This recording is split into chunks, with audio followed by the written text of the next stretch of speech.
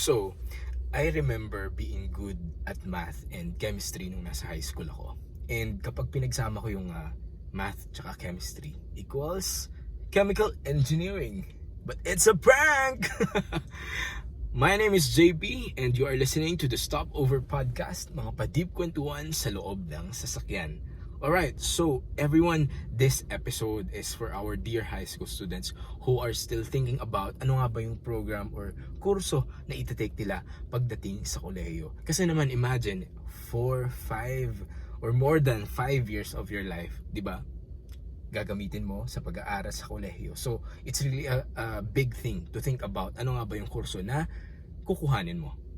And I think it's a good way to start sa kung ano nga ba yung current program natin pagdating sa education. So bago ka pumunta sa kolehiyo, right now we now have this K to 12 program, di ba? Yung meron tayong junior high and senior high, which is actually the grade 11 and grade 12. So before sa traditional curriculum natin, 4 years of high school and then punta na tayo sa college. But right now we have this grades 11 and 12, which I think the main purpose is for our dear students to really think about and somehow decipher ano nga ba yung kukunin nilang kurso pagdating sa college. And for the information of everyone na nakikinig, ang overview nitong K to 12 na to is we actually have different tracks. Okay, so we have the academic track, we also have this so-called technical vocational livelihood track, and then we also have the sports track and the arts and design track. Pero yung very popular nowadays na madalas nating naririnig ay yung under the academic track. So dyan natin maririnig yung mga STEM related to hard sciences and engineering. We also have the HUMS, the ABM related to business, and then yung sinasabi ng GAS or I think general academic na strand. So I think the challenge lang for this is, kung mapapansin nyo, di ba, merong tech voc, merong arts, merong sports track. Pero I think the challenge is that hindi ito available everywhere, di ba? Kasi right now, I think meron pa ring challenges para sa mga schools natin, sa mga high schools, to offer all these tracks. Paano kung gusto mo yung arts or yung sports track pero yung school na gusto mo sanang pasukan ay wala nun? Then it's either napipili ka na lang ng kung ano yung track na available na in-offer, or hanap ka talaga ng school na meron ng gusto mong track. Pero syempre, di ba, I think practicality wise, isipin mo pa rin ano ba yung school na malapit sa'yo, di ba? And dito ka na nakatira, paano kung wala talaga yung gusto mong track? So, I think that's something na pwede pa rin talagang ma-improve after some time. Kasi sobrang hilaw pa rin naman tayo sa pag-execute ng ganitong style of, curriculum, di ba? So, ayun. But, definitely, that's the purpose. Para somehow makapag-isip yung mga estudyante natin, ano nga ba yung gusto nilang kunin na kurso pagdating sa college. Kasi it's really a big decision na dapat pinag-iisipan. And now, punta tayo dun sa pagpunta sa kolehiyo. Pag nagsa-sign up ka ng applications, isipin mo na anong kurso, saan ka mag-enroll, di ba? I think it's a good way to start asking yourself, para sa mga students natin, to start asking yourselves, ano ba yung gusto mong gawin na trabaho? Okay? Do not ask yourself, ano ba yung trabaho na gusto mo? You start asking yourself, ano ba yung gusto mong gawin? And then you trace from that, ano yung magfi-fit na kurso, diba? Or program dun sa kung ano ba yung gusto mong gawin. Gusto mo ba nagsasolve ka ng problems, hard math, diba? Technical analysis? Gusto mo ba nagla-laboratory experiments ka? Gusto mo nag-handle ka ng big brands? You own a business? Gusto mo ba nagmamanage ka ng finance, ng kaperahan, ng kung sino-sinong mga establishmento? And then from there, dun mo isipin, ano ba yung related na kurso na babagay dun sa kung ano yung gusto mong gawin. Hindi ko ma-recall but I've read that somewhere sa kung saang bansa, I think Japan ba, na they start cultivating it dun sa mga bata na isipin kung ano ba yung gusto nilang gawin instead of ano yung gusto mong maging trabaho, 'di ba? I think it's a good way to start. kung paano mo i-approach ano ba yung kurso na kukunin mo sa kolehiyo.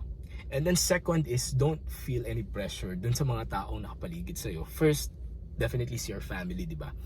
Karamihan kasi sa atin, or I think it's in the culture of the Filipinos, na kung ano yung kinalakihan na kurso dun sa isang pamilya. Halimbawa, you are a family of doctors or teachers, there's a high tendency na ikaw ay ganun din yung ipapakuhang kurso sa'yo ng magulang mo. But ako kasi naka-experience ako magturo ng senior high students before when I was reviewing for my chemical engineering board exam. But sinasabi ko sa mga students ko na kung kaya nilang influence yung parents nila na huwag silang pilitin sa kursong kukunin nila, then better. Siguro nadadaan din naman yan somehow sa magandang usapan. Pero kasi syempre hindi mo naman basta-basta pwedeng i-neglect yung sasabihin nila because pinag-aaral tayo ng mga parents natin, di ba? So yun, but if you have that chance and you have the means to really convince them, ito talaga yung gusto mo, even it's taliwas dun sa kung ano yung gusto nila, then better kung mahahandle mo yung ganong sitwasyon. And then of course your friends, walang peer pressure dapat. Just because mag-engineering yung mga tropa ko, mag-engineering na rin ako. Paano kung hindi naman yun yung gusto mo? Hindi yung para sa'yo, di ba? So, you have to think about it talaga. Hindi pwedeng nagpapa-influence ka lang sa mga taong nasa paligid mo. Because at the end of the day, it's you na mag-aaral, di ba? And, mag-take nung lahat ng kung ano mga struggles na kaakibat ng course na yun. And then third, I think ginagawa naman to ng mga majority ng schools. They conduct career orientation for their students, di ba? So that they have an idea ano nga ba talaga yung mga pwedeng i-expect na jobs kapag ito yung mga courses na kinuha mo. Ayan, definitely it will help.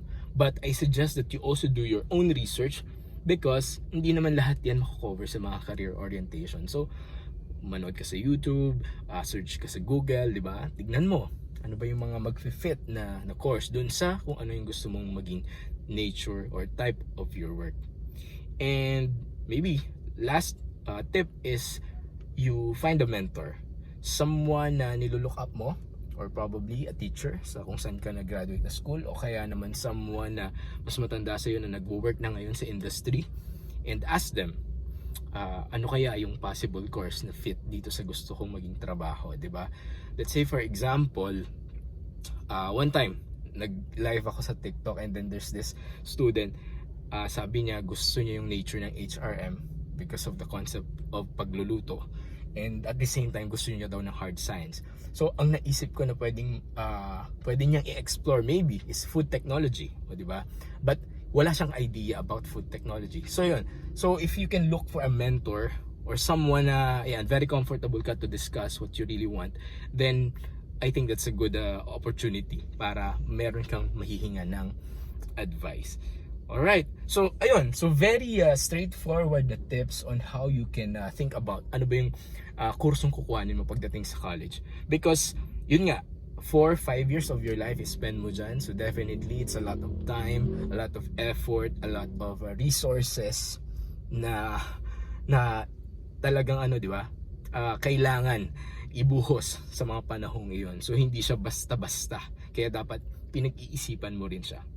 Kaya lang, sir, ba't yung iba? Ayun nga, nag-aaral ka 4-5 years of engineering pero hindi mo naman pinapractice yan pagdating sa industry. Yung naging work mo hindi naman na talaga related.